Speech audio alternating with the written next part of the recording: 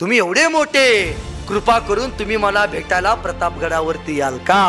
हरभऱ्याच्या झाडावर चढवला याला. अफजल खान आला, शामियानात बसला, ते हिरे माणिक मोती बघितलं, विसरून गेला नेमकं आपण आलोय कशासाठी. मानसिक खच्चीकरण केलं महाराजांनी. त्या अफजल खानानं हातात धरायची म्हटली तर त्याच्या हातात नाही आली पाहिजे, एवढं बारीक प्लॅनिंग केले महाराजांनी.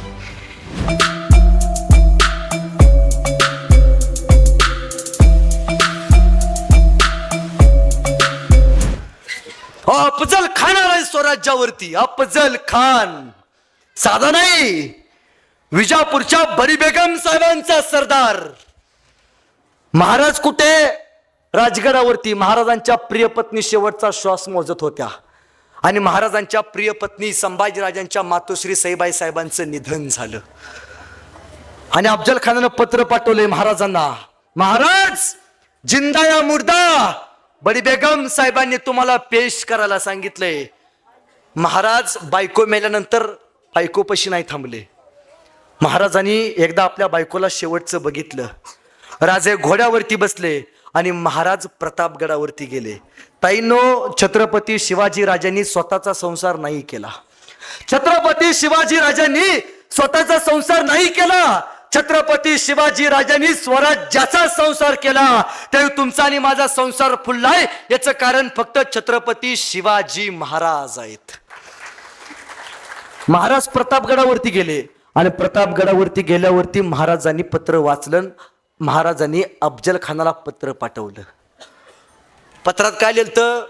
जिंदा या मुर्दा. महाराजांनी नाही सांगितलं या चौकात धावतो, नाही, महाराजांनी पत्रात लिहिलं अफजल खान साहेबा. महाराज काय म्हणतात? अफजल खान साहेबा, आम्हाला तुमची भीती वाटते. तुम्ही एवढे मोठे, कृपा करून तुम्ही मला भेटायला प्रतापगडावरती याल का? हरभऱ्याच्या झाडावर चढवला याला. ह्यो निघाला आणि महाराजांनी पहिला गनिमी कावा टाकला. महाराजांनी अफजल खानाचा हत्ती विष देऊन मारला. लढाईत एकाही शत्रूचा हत्ती मरावा याचा अर्थ त्या शत्रूची मोहीम निकामी हवी असं म्हटलं जातं. अफजल खानानं जेध्यांना एक पत्र पाठवलं. जेधे, आमच्याकडे या, नाहीतर तुमच्या बायका पोरांसकट जहागिरी विकावी लागेल. हे पत्र घेऊन जेधे महाराजांच्या भेटीला गेले. राज, अफजुल्याचं पत्र आले, म्हणतोय बायका पोरांसकट अखंड जहागिरी विकत घेईन, मारून टाकेन. राजे म्हणाले, जावा ना मग अफजल खानाकडे. सगळे चालले, तुम्ही जावा. त्यावेळी जेधे म्हणाले, राजे, जेधे आहो जेधे, मावळातले जेधे. राजा, आम्ही मेल्यानंतर हे पाणी सोडतो मी पहिल्यांदा माझ्या घरादारावरती, हे पाणी सोडतो मी माझ्या वतनावरती, माझ्या बायका पोरांवरती. राजे, मी मेल्यानंतर ज्या हडतनं जगदंबा जगदंबा आणि शिवाजी शिवाजी हे नाव ऐकू येईल, राज, ती हड या कान्होजी नाईक जेध्यांची असत्याल, एवढं लक्षात ठेवा. ह्याला म्हणायची निष्ठा जी पेरले महाराजांनी. आला अफजल खान. महाराजांनी प्रतापगडाचा एक दरवाजा बंद केला आणि एकच दरवाजा ठेवला. त्या दरवाजाचं नाव रणतोंडीचा घाट. रणतोंडी. तोंड कसलंही असू दे, रणतच जाणार तिथनं. का? एवढा गर्द गर्द कपाड्यांचा. आणि अफजल खान 40,000 सैनिक घेऊन आला. महाराजांकडे फक्त 20,000 सैनिक आहेत. 40,000 सैनिक रणतोंडीच्या घाटातनं वरती वरती गेलं. त्यातलं 20,000 सैनिक रडून रडून तिथंच मेलं आणि 20,000 सैनिकच किल्ल्यावरती आलं. महाराजांनी भेटीसाठी शामियाना बांधला. महाराज किल्ल्यावरती बोलू शकत असते, या संध्याकाळी पार्टी करून निवांत बसू, नाही, महाराजांनी शामियाना बांधला.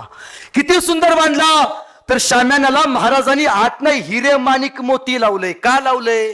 अफजल खान आला, शामियानात बसला, ते हिरे माणिक मोती बघितलं, विसरून गेला नेमकं आपण आलोय कशासाठी. मानसिक खच्चीकरण केलं महाराजांनी. आणि राजे निघाले. बायको मरून फक्त महाराजांचे 12 दिवस झालेत. उगच म्हणत नाही आपण रयतेचा राजा, जानता राजा. हस्ते कदम महाराज अफजल खानाच्या भेटीला निघाले. महाराजांनी डोक्यावरती जिरे टोप घातलाय, अंगामध्ये महाराजांनी चिलकत घातलंय आणि हातात मराठी वाघांचं हत्यार वाघनख.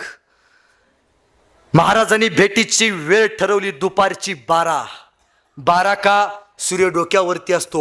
डोक्यावरती का? कारण महाराज किल्ल्यावरती छावणी खाली, महाराजांनी वरनं खाली बघायचं म्हणलं, छावणीत अफजल खान काय काय करतोय महाराजांना वरती स्पष्ट दिसतंय, पण अफजल खानानं खालनं वर बघायचं म्हणलं तर सूर्याची किरण त्याच्या डोळ्यात जाते, त्याला वरचं काही दिसत नाही. एवढं बारीक प्लॅनिंग केलंय महाराजांनी.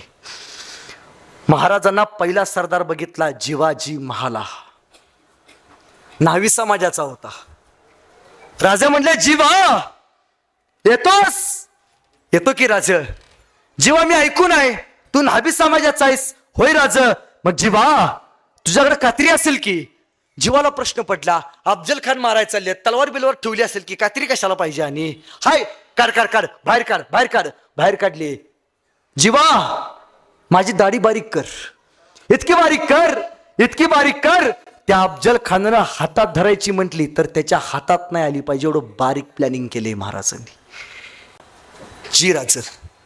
आणि महाराज म्हणते, जीवा तू एक काम करायचं, तू माझ्याकडे नाही बघायचं, तू शामियानात गेल्यावरती अफजल खान नाही बघायचा, तू बघायचा फक्त सय्यद बंडा जो उत्कृष्ट दांडपट्टा चालवतो.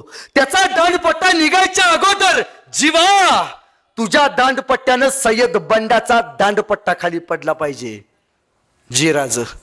जीवा खाली आला, सोबत राजे आणि दुसरा सरदार घेतलाय महाराजांनी जायला, त्याचं नाव संभाजी कावजी. ह्याचा शोध कुठं लावला माहिती महाराजांनी? म्हणजे महाराजांकडे कॅरेक्टर्स वेगळ्या वेगळ्या प्रकारचे. महाराज एकदा जत्रेत जात होते, समोरून एक हत्तीच्या ताकदीचं पोरग येत होतं. महाराजांनी त्या पोरला बघितलं, यसाजी ते पोरग मला माझ्या स्वराज्यात हवाय.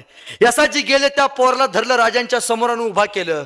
राजाने विचारलं, हत्तीच्या ताकदीचा होता, काय करतोस रे तू? काय नाही जी, खातो पितो आणि झोपतो. राजा म्हणले, एक काम करतोस का? काय करावं लागेल जी? काय नाही, खायचं प्यायचं झोपायचं आणि कोण आडवं आले की फक्त त्याला कापायचं, एवढंच काम करायचं.